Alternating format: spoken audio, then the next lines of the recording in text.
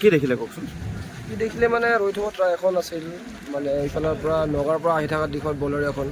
চাৰিজন মই আহি দেখা পোৱাত চাৰিজন মানে ব্যক্তি আছিল, তাৰে এজন মহিলা। হয়তো টোপনিত মাৰি দিলে কিজানি, মানে কোনো ব্ৰেক মাৰা চিন নাই যিহেতু। আমি অনুমান কৰিছোঁ যে মানে ৰখি থকা ট্ৰাকখন মানে টোপনি জালতে মাৰি দিলে তাৰমানে। কিমান সময় হৈছে কথাটো? মোটামুটি 11টা বজাত ধৰি লওক আৰু। চাৰিজন আছিল মানুহ, তাৰে এজন মহিলা আছিল। চাৰিজনো মোটামুটি ডেড বুলি আমি মানে অনুমান কৰিছোঁ আৰু। এতিয়া পৰ্যন্ত মেডিকেল লৈ গৈছে, সেই মেডিকেলত সঠিক ৰিজাল্ট পোৱা যাব আৰু। এতিয়া যিমান পাৰি মেডিকেল পঠাই দিলোঁ, তাতে আপোনাৰ সঠিক ৰিজাল্ট পাম কেইজন ঢুকাইছে নাই এতিয়ালৈকে। কিন্তু আমি জনাততো চাৰিজন ঢুকুৱা বুলি আমি অনুমান কৰিছোঁ আৰু। ইয়াত দেখি আপোনালোকে অনুমান কৰিব পাৰিছে যে চাৰিজন ঢুকাইছে তাৰমানে। ক'ৰ আছিলে মানে গম পাই নেকি? এনেতো এটা আই কাৰ্ড পালোঁ, চাম মানে অৰুণাচলৰ পৰা ত্ৰিপুৰা মেডিকেল কলেজৰ চাম ডক্টৰ নে কি বুলি ওলাইছে আই কাৰ্ডখনত। এতিয়া বাকীখিনি পাছত মানে পুলিচৰ। কেইগৰাকী মহিলা আৰু কেইজন পুৰুষ আছিলে?